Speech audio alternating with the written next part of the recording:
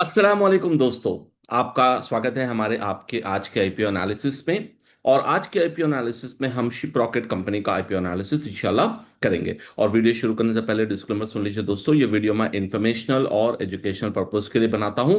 ये investment advice नहीं है। आप इन्वेस्ट करने से पहले अपना खुद का रिसर्च और अपने फाइनेंशियल एडवाइजर से बात कीजिए। सबसे पहले चलिए देखते हैं कि ये कंपनी का क्या बिजनेस है, कब ये स्टार्ट हुई है।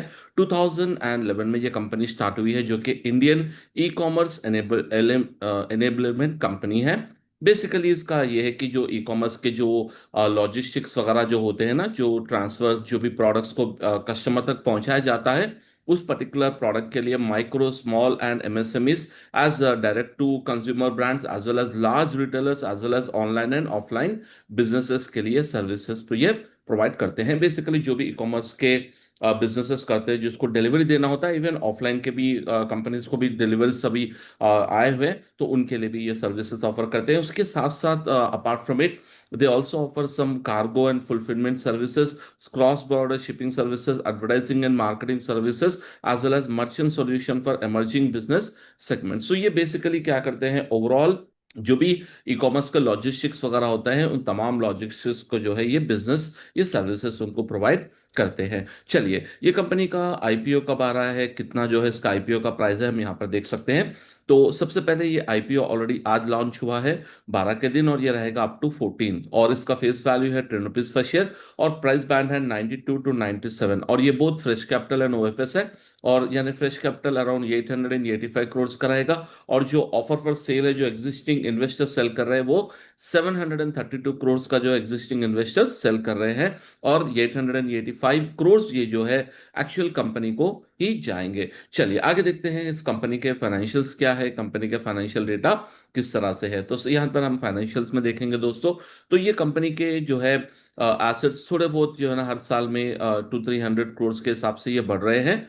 लेकिन इनकम भी इनका जो बढ़ रहा है 1357 से 1673 से 2077 करोड़। लेकिन यहाँ पर नेगेटिव बात यह है कि यहाँ पर जो प्रॉफिट आफ्टर टैक्स है, ये एक्चुअली ये नॉन प्रॉफिटेबल कंपनी है। अभी तक इन्होंने प्रॉफिट नहीं कमाया है। सो यहाँ पर नॉन प्रॉफिट, नो प्रॉफिट है कंपनी का। तो वो एक थोड़ा सा नेगेटिव एस्पेक्ट इस कंपनी का रहेगा। लेकिन जैसे ये ग्रो होगी, तो उम्मीद है वहां पर जो है इंप्रूवमेंट होगा। और साथ ही साथ बोरोइंग भी उतनी ज्यादा compare to the market cap of the company और रेवेन्यू एसेट्स के हिसाब से इनकी बोरोइंग कम है। और आगे हम देखेंगे कि ऑब्जेक्ट्स ऑफ इशू में ये बोरोइंग भी कम कर रहे हैं या नहीं, उस चीज को भी हम आगे देखेंगे। तो अब इनके ऑब्जेक्ट्स ऑफ इशू में आप देख सकते हैं दोस्तों, इन्होंने जो है investing in group of growth of ship market, ship rocket platforms and investing in marketing initiatives. 365.6 crore इन्होंने एलोकेट किया investing in marketing initiatives, emerging business और कोर बिजनेस के लिए 205 यानी मार्केटिंग में खर्च करेंगे। और investment in technology infrastructure and other options around 159.8 crore. और रीपेमेंट ऑफ ड्यू, अब इनका जो लोन था उसका भी रिपेमेंट करेंगे, 210 करोड़ का इनका जो है रिपेमेंट होगा। अगर हम की परफॉर्मेंस इंडिकेटर्स देखेंगे तो ऑलमोस्ट पूरा नेगेटिव रहेगा। आरओसीई माइनस में है, और आरओएनडब्ल्यू भी माइनस में है, और इनका एपीएस भी नेगेटिव में आएगा। क्योंकि इसका रीजन आपने ऑलरेडी मैंने बताया है कि जो वैल्यू यहाँ पर बताई जा रही है, क्योंकि ये नॉन प्रॉफिटेबल कंपनी, इस वजह से तमाम फैक्टर्स आपको नेगेटिव में ही आएंगे। तो और इसकी शरिया कंप्लाइंट के बाद अगर हम बात करेंगे, तो इस्लामिकली इस्लामिकली ऐप, जो इस्लामिकली ऐप मैं यूज करता हूँ उसके मुताबिक ये शरिया कंप्लाइंट है, तो इसमें हम इन्वेस्ट कर सकते हैं। और अगर इसका एक बार हम जीएमपी भी यहाँ से देख लेंगे दोस्तों, तो जीएमपी एक्चुअली इसका बहुत अच्छा चल रहा है अभी। 35.05% का जीएमपी के साथ चल रहा है। देखिए कि इतना अच्छा जीएमपी आ रहा है, इसका सब्सक्रिप्शन रेट भी फाइनल डे तक देखना होगा। अगर लिस्टिंग गेन्स के लिए कर रहे हैं तो इट्स ओके, 35% रिटर्न आना बहुत बड़ी बात है अगर आपका आईपीओ लग जाए।